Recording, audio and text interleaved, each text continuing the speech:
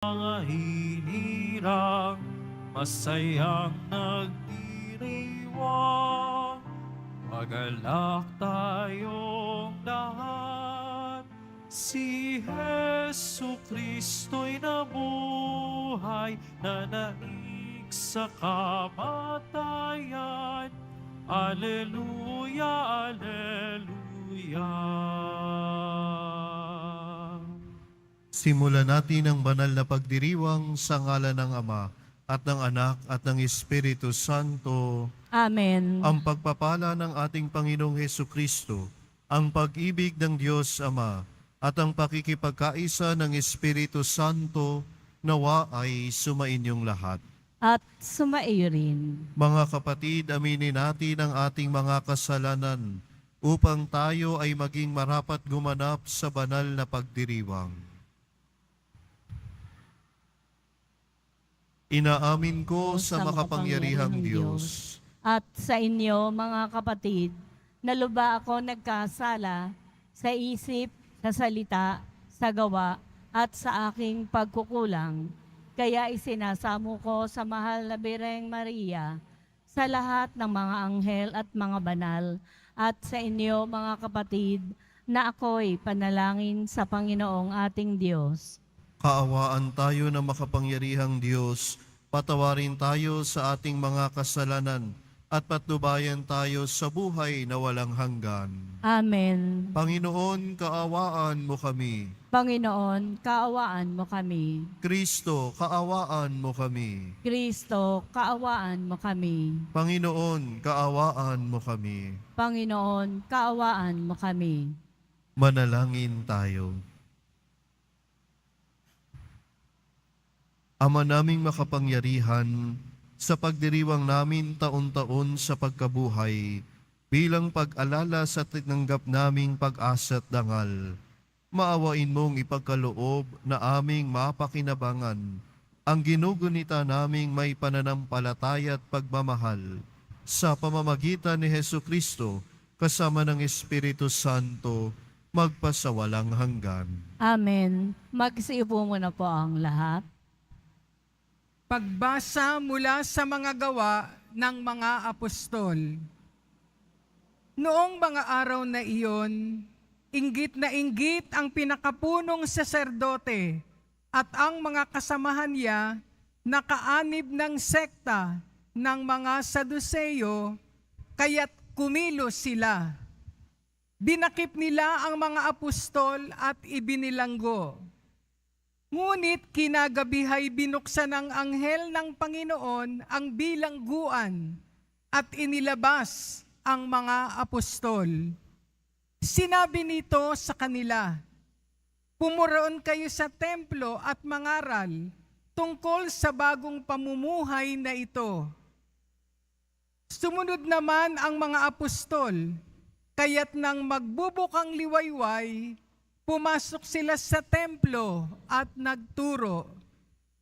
Nang dumating ang pinakapunong saserdote at ang mga kasama niya, tinawag nila ang lahat ng matatanda ng Israel sa pulong ng buong Sanhedrin. Ipinakuha nila sa bilangguan ang mga apostol. Ngunit pagdating doon ng mga bantay, wala na ang mga iyon. Kaya't nagbalik sila sa Sanhedrin at ganito ang ulat. Nakita po namin na nakasusing mabuti ang bilangguan at nakatayo ang mga bantay. Ngunit nang buksan namin, wala kaming nakitang tao sa loob. Nabahala ang mga punong saserdote at ang kapitan ng mga bantay sa templo nang marinig ito. At di nila maubos maisip kung ano ang nangyari sa mga apostol. Ngunit may dumating at nagbalita sa kanila, "Ang mga lalaking ikinulong ninyo ay naroon sa templo at nagtuturo sa mga tao." Kaya't ang kapitan ay pumunta sa templo kasama ang kanyang mga tauhan.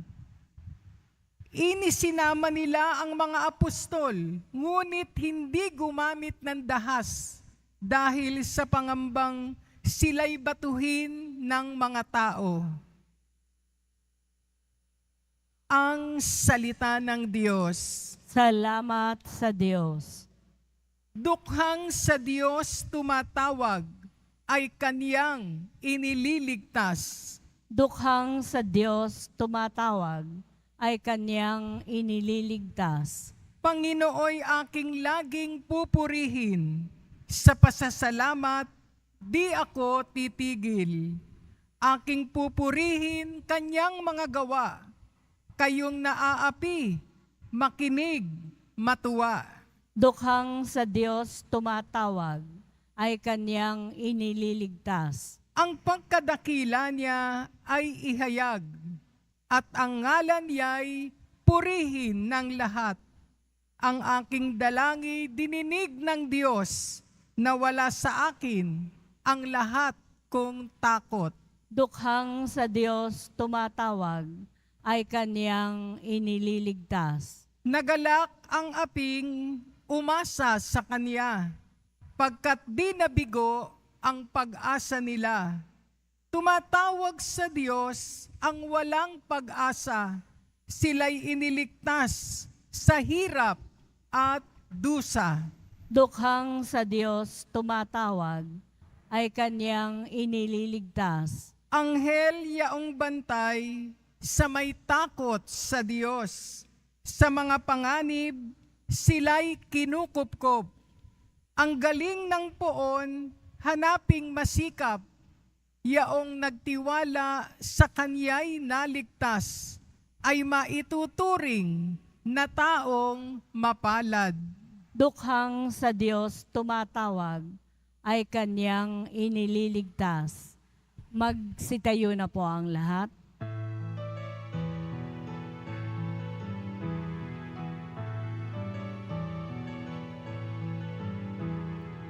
Alleluia, alleluia, alleluia,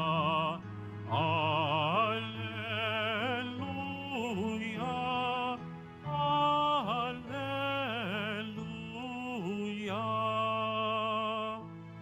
Kay laki ng pagmamahal ng Diyos sa sanlibutan, kaya't anak niya'y binigay.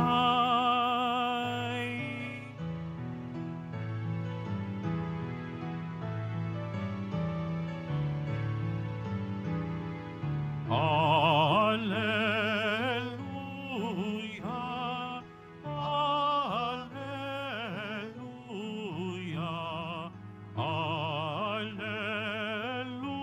alleluia, alleluia. Sumainyo ang Panginoon. At sumaiyo rin. Ang mabuting balita ng Panginoon ayon kay San Juan. Papuri sa iyo, Panginoon. Gayon na lamang ang pag-ibig ng Diyos sa sanlibutan, kaya ibinigay niya ang kanyang bugtong na anak, upang ang sumampalataya sa kanya ay hindi mapahamak, kundi magkaroon ng buhay na walang hanggan. Sapagkat sinugo ng Diyos ang kanyang anak, hindi upang hatulang mapurusahan ng sanlibutan, kundi upang iligtas ito sa pamamagitan niya. Hindi hinahatulang maparusahan ng nananampalataya sa bugtong na anak ng Diyos, ngunit hinatulan ng parusahan ang hindi nananampalataya sa Kanya. Hinatulan sila sapagkat naparito sa sanlibutan ng ilaw, ngunit iniibig pa ng mga tao ang dilim kaysa liwanag, sapagkat masama ang kanilang mga gawa. Ang gumagawa ng masama ay ayaw sa ilaw, at hindi lumalapit dito upang hindi mahayag ang kanyang mga gawa. Ngunit ang namumuhay sa katotohanan ay lumalapit sa ilaw, sa gayon nahahayag na ang kanyang mga ginagawa'y pagsunod sa Diyos. Ang mabuting balita ng Panginoon. Pinupuri ka namin, Panginoong Heso Kristo. Magsiupo muna po ang lahat. Magandang umaga po sa inyong lahat. Pwede nyo bang lingunin ang inyong mga katabi at sabihin sa katabi, mahal ka ng Diyos. Mga kapatid, sa buhay natin, tayo ay nakakaranas ng mga kadiliman. Kadiliman na kung saan tila wala na tayong makita. Kadiliman ng kasalanan. Kadiliman ng pagiging alipin ng kasalanan. Kadiliman ng puot sa kapwa, inggit, galit, hindi pagpapatawad. Kadiliman na kung saan isinasara natin ang ating puso upang makatulong sa iba. Isinasara natin ang ating puso upang umibig at magmahal. Minsan, hindi natin napapansin, nasasanay na tayo na nasa kadiliman. Nasasanay na tayo sa dilim. Nasanay at nababad na. Naging alipin na ng kasalanan. Mga kapatid, huwag tayong mawalan ng pag-asa. Sabi nga ng Meralco, may liwanag ang buhay. At sino ang ating liwanag ng ating buhay? Walang iba kundi si Kristo. Si Kristo ang ating liwanag. Kaya nga noong Easter Vigil, habang napakadilim ng paligid, bit-bit ang Paschal Candle, ipinahayag ng pari, si Kristo ang liwanag. Christ our light. Sapagkat si Kristo ang liwanag ng ating buhay. At tayo ay laging ilalapit ni Maria sa ating liwanag. Ilalapit tayo ni Maria kay Kristong ating liwanag. Sa tuwing tayo ay nasasadlak sa kasalanan, tayo ay lumalayo kay Jesus. Hindi si Jesus ang lumalayo sa atin. Tayo ang pumipili na mapalayo kay Jesus. Kaya tayo ay napapalayo sa liwanag at nasasanay sa kadiliman.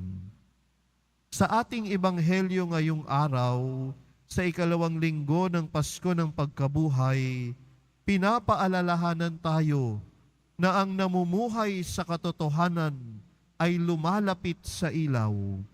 Sa gayon, nahahayag ang kanyang mga ginagaway pagsunod sa Diyos. Mga kapatid, tanungin natin ang ating sarili, nasaan na ba tayo? Tayo ba ay malayo na kay Jesus? Tayo ba ay nagpapaalipin sa kasalanan? Tayo ba ay nasasadlak at pinanghihinaan ng pananampalataya? Tayo ba ay nasasanay na sa kadiliman? Huwag tayong mawalan ng pag-asa, sapagkat gayon na lamang ang pag-ibig ng Diyos sa sanlibutan, kaya ibinigay niya ang kanyang bugtong na anak upang tayo ay sumampalataya sa Kanya at hindi mapahamak. Kaya nga, sa mga panahon na tayo ay pinanghihinaan ng loob sa hirap ng buhay, sa mga pagkakataon na hindi na natin alam kung saan ang direksyon natin, sa mga pagkakataon na tila ba ang bigat ng ating pasanin, huwag nating kalimutan hingin ang tulong ng mahal na poong Jesus Nazareno. Huwag nating kalimutan kung gaano tayo kamahal ng ating Ama sa pagbibigay niya ng kanyang anak para sa ating lahat, upang ang bawat isa sa atin ay akayin pabalik sa liwanag. Kaya nga, pag-asa at kapayapaan ang dulot sa atin ni Jesus na muling nabuhay. Gayon din naman, huwag din nating kalimutan na tayo na nakaranas na ng liwanag ni Jesus ay maging daan upang ang ating mga kapatid ay makaranas din ng liwanag. ikaw at ako ay maging instrumento upang ang ating mga kapatid na naliligaw at nasa kadiliman pa din ay maakay natin pabalik kay Jesus. Ang bawat isa sa atin na naririto ngayon, matapos maranasan ng liwanag ni Jesus, ay maging liwanag din sa mundo. Tayo din ay makaakay ng ating kapwa pabalik kay Jesus. Ito ang hamon sa atin. Maging liwanag tayo sa sanlibutan. Maging liwanag tayo sa ating kapwa. Kaya nga kung tayo ay namumuhay sa katotohanan, tayo ay nalalapit sa ilaw. Tayo ay makapagpapahayag ng kabutihan ng Diyos. Iyan ang misyon natin sa buhay. Dahil tayo ay minahal ng Diyos at naramdaman natin ang pagmamahal ng Diyos, tayo din ay magiging daluyan ng Kanyang pagmamahal. Tayo din ay magbabahagi ng pagmamahal at liwanag sa iba. Tayo din ay magiging mga buhay na patotoo ni Jesus na ating liwanag.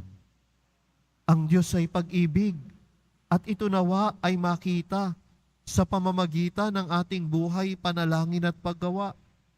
Kaya nga tanungin mo ang iyong sarili, ano ang dinadala mo? Liwanag ba o kadiliman? Ano ang nararanasan sa iyong presensya? Liwanag ba o kadiliman? Ano ang iyong ipinapalaganap? Liwanag ba o kadiliman? Sa muling pagkabuhay ni Jesus, dali natin sa ating kapwa ang Kanyang liwanag upang huwag manamlay at panghinaan ng loob ang mga kapatid natin na may mabigat na pasanin. Bagkus, magkaroon ng pag-asa at lakas upang ang liwanag ni Jesus ang maging daan para makabangon at maging masigasig na magmahal, maglingkod, at magmalasakit. Nang sa lahat ng bagay, ang Diyos ay papurihan. Amen. Magsitayo na po ang lahat.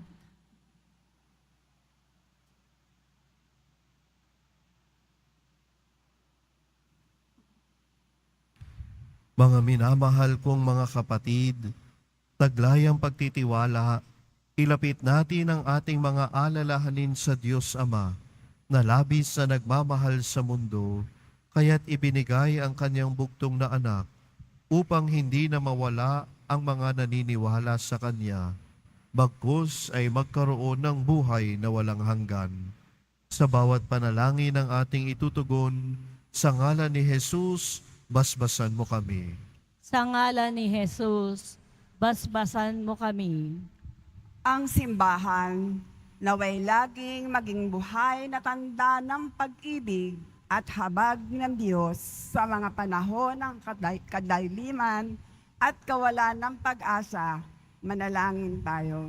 Sa ngalan ni Jesus, basbasan mo kami. Sa ating pamumuhay, naway maipadama natin sa kapwa ang pag-ibig ng Diyos sa pamamagitan ng ating mga ginagawa. Manalangin tayo. Sa ngalan ni Jesus, basbasan mo kami. Ang pag-ibig ng Diyos naway maghatid ng kapayapaan sa ating mga puso at pagkakasundo ng lahat. Manalangin tayo. Sa ngalan ni Jesus, basbasan mo kami. Ang mga nagdurusa at mga may sakit, naway makaunawa na mahal sila ng Diyos sa pamamagitan ng pag-alaga at pagkalinga ng kanilang pamilya at mga kaibigan. Manalangin tayo. Sa ngalan ni Jesus, basbasan mo kami. Ang mga mahal natin sa buhay na namayapa, naway makabahagi sa kaluwalhatian ng muling pagkabuhay. Manalangin tayo. Sa ngalan ni Jesus, basbasan mo kami. Ama naming nasa langit, tunghayan mo ng may pag-ibig ang iyong mga anak at patnubayan mo kami sa aming paglalakbay patungo sa kaligtasan. Inihiling namin ito sa pamamagitan ni Kristo na aming Panginoon. Amen. Magsiupo muna po ang lahat.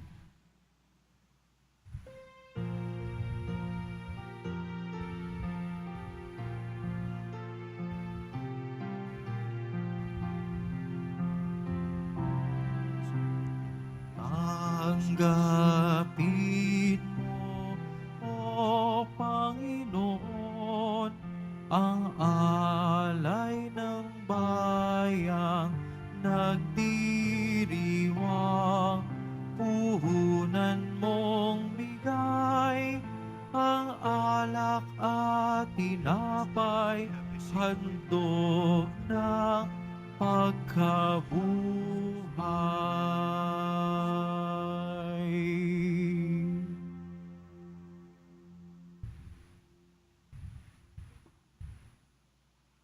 Magsitayo na po ang lahat.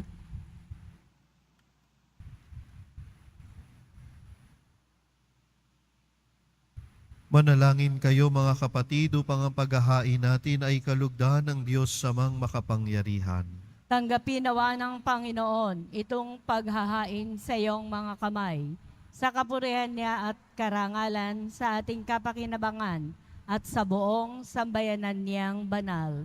Ama naming lumikha sa paghahain ng banal na pagpapalitan ng iyong mga kaloob at ng aming alay, kami pinapagsalo mo sa iyong buhay na namumukod tangi at walang kapantay. Ipagkaloob mo ang aming pakikinabang sa iyong pakikisamang aming maaasahan ay siya ring umiral sa aming pamumuhay araw-araw. Sa pamamagitan ni Hesukristo, kasama ng Espiritu Santo, magpasawalang hanggan. Amen. Sumainyo ang Panginoon. At sumaiyo rin. Itaas sa Diyos ang inyong puso at diwa. Itinaas na namin sa Panginoon. Pasalamatan natin ang Panginoong ating Diyos. Marapat na siya ay pasalamatan. Ama naming makapangyarihan, tunay ngang marapat na ikaw ay aming pasalamatan, lalo ngayong ipinagdiriwang ang paghahain ng Mesiyas, ang maamong tupa na tumubos sa aming lahat. Ang iyong anak na minamahal ay naghain ng sarili niyang buhay. Siya ang tupang maamong umako sa kaparusahan upang mapatawad ang kasalanan ng sanlibutan. Sa pagkamatay niya sa banal na krus, ang kamatayan namin ay kanyang nilupig. Sa pagkabuhay niya bilang manunubos, pag-asa at pagkabuhay ay aming nakamit. Kaya kaisa ng mga anghel na nagsisiawit ng papuri sa iyo nang walang humpay sa kalangitan, kami nagbubunyi sa iyong kadakilaan. Santo, Santo, Santo, Panginoong Diyos ng mga hukbo, napupuno ang langit at lupa ng kadakilaan mo. O sana sa kaitaasan, pinagpala ang naparirito sa ngalan ng Panginoon. O sana sa kaitaasan, magsilhod po ang lahat. Ama naming banal, ikaw ang bukal ng tanang kabanalan, kaya't sa pamagitan ng iyong Espiritu, gawin mong banal ang mga kaloob na ito, upang para sa amin maging katawan at dugo ng aming Panginoong Hesukristo. Bago niya pinagtiis ang kusang loob na maging handog, hinawakan niya ang tinapay, pinasalamatan kanya, pinaghati-hati niya iyon, iniabot sa kanya mga alagad at sinabi, "Tanggapin ninyong lahat ito at kahanin. Ito ang aking katawan na ihahandog para sa inyo."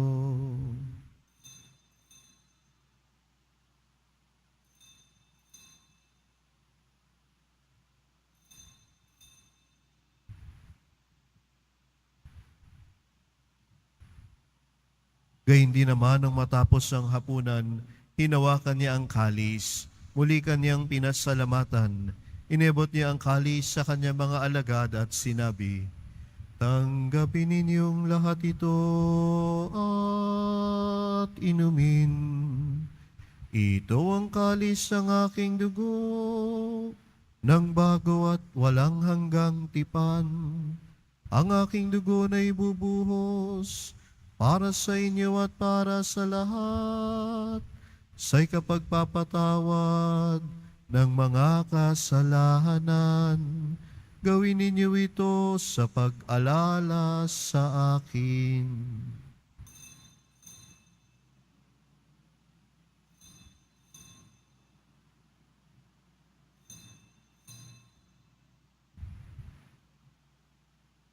Magsitayo na po ang lahat.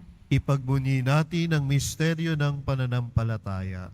Si Kristo'y namatay, si Kristo'y nabuhay, si Kristo'y babalik sa wakas ng panahon. Ama, ginagawa namin ngayon ang pag-alala sa pagkamatay at muling pagkabuhay ng iyong anak. Kaya't iniaalay namin sa iyo ang tinapay na nagbibigay buhay at ang kalis na nagkakaloob ng kaligtasan. Kami nagpapasalamat dahil kami iyong minarapat at tumayo sa harap mo para maglingkod sa iyo. Isinasamo namin kami magsalo-salo sa katawan at dugo ni Kristo ay mabuklod sa pagkakaisa sa pamamagitan ng Espiritu Santo.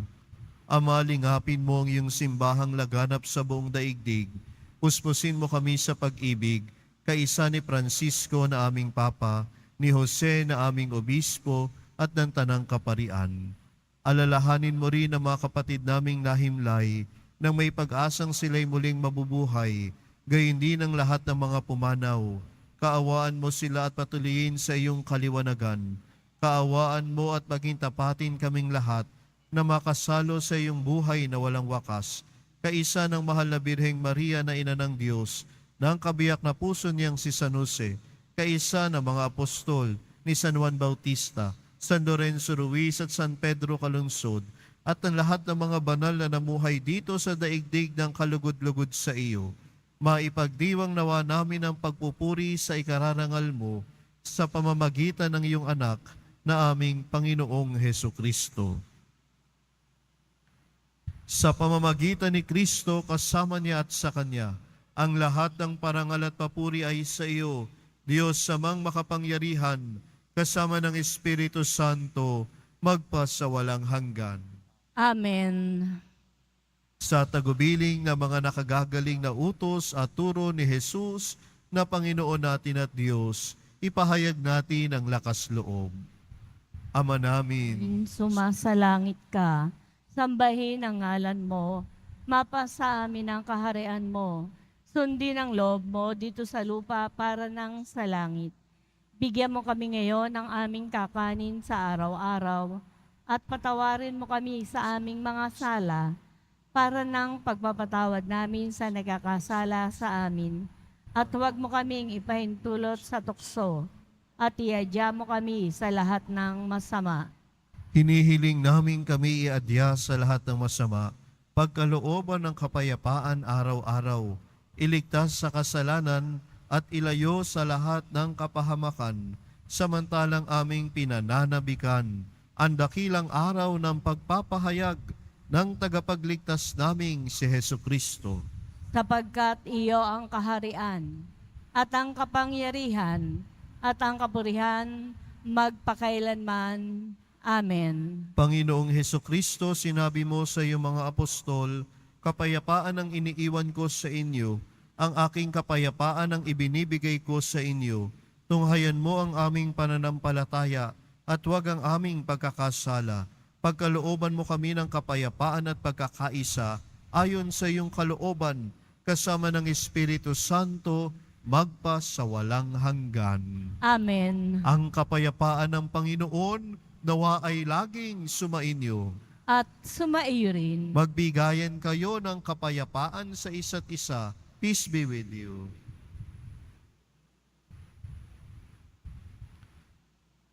Kordero ng Diyos na nag-aalis ng mga kasalanan ng sanlibutan, maawa ka sa amin. Kordero ng Diyos na nag-aalis ng mga kasalanan ng sanlibutan, maawa ka sa amin. Kordero ng Diyos na nag-aalis ng mga kasalanan ng sanlibutan, ipagkaloob mo sa amin ang kapayapaan. Magsilhod po ang lahat. Ito ang kordero ng Diyos. Ito ang nag-aalis ng kasalanan ng sanlibutan. Mapalad ang mga inaanyayahan sa kanyang piging. Panginoon, hindi ako karapat-dapat na magpatuloy sa iyo. Ngunit sa isang salita mo lamang ay gagaling na ako. Isang ilang nawa ko ng katawan tugon ni Kristo hanggang sa buhay na walang.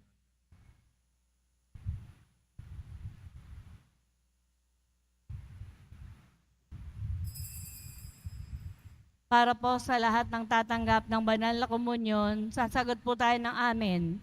Pagkasabi po ng pari o ng lay ministers ng katawan ni Kristo at isubo po agad sa bibig bago umalis sa harapan ng pari o ng lay ministers. Sumunod po tayo. Maraming salamat po.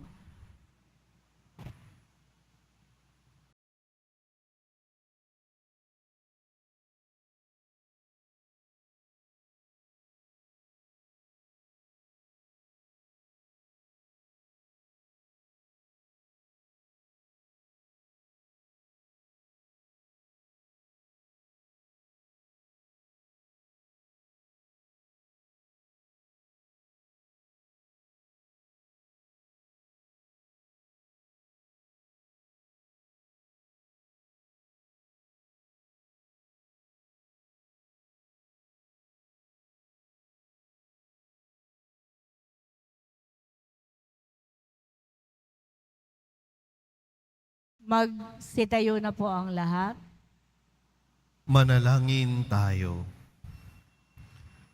Ama naming mapagmahal, manatili kang kapiling ng iyong sambayanan na ngayoy pinapakinabang mo sa iyong sariling buhay at gawin mong kami pasulong na makahakbang mula sa dati naming pagkamakasalanan patungo sa pagbabagong nagdudulot ng iyong kabutihan sa pamamagitan ni Hesukristo kasama ng Espiritu Santo magpasawalang hanggan. Amen. Sumainyo ang Panginoon. At sumaiyo rin. Mahal na pong Jesus Nazareno, inihayag mo sa pamamagitan ng krus ang walang maliw na pag-ibig ng Diyos sa sangkatauhan. Pakinggan mo ang kahilingan ng iyong angkan na nagsusumamo sa iyo. Makamtam nawa nila ang iyong katugunan at tanggapin ang kasagutan na may utang na loob na tinatanaw. Basbasan din po ninyo ang mga dalatilan ng mga imahen at dasalan sa pamamagitan ng bendisyon na ito, naway maalala nila ang mga pangako nila noon sa binyag, na ikaw ang kanilang iibigin at paglilingkuran bilang Panginoon magpasawalang hanggan. Amen. At pagpalain kayo ng makapangyarihan at mapagmahal na Diyos, Ama, Anak, at Espiritu Santo. Amen. Naialay na natin ang misa, humayo kayong taglayang kapayapaan ng Poong Jesus Nazareno. Salamat sa Diyos.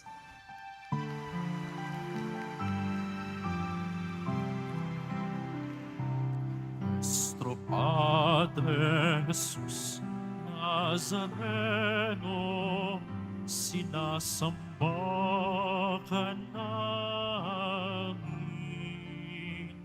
inipintuho ka namin, aral mo ang aming buhay at kaligtasan.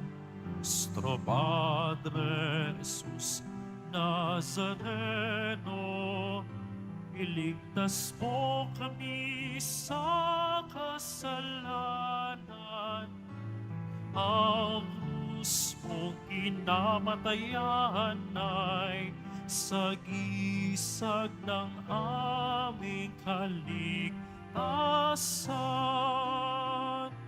Nuestro Padre Jesus Nazareno, dinarangal ka namin.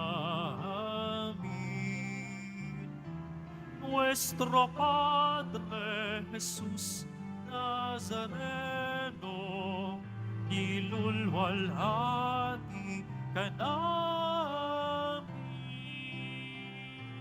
Nuestro Padre Jesus Nazareno, dinarangal ka namin.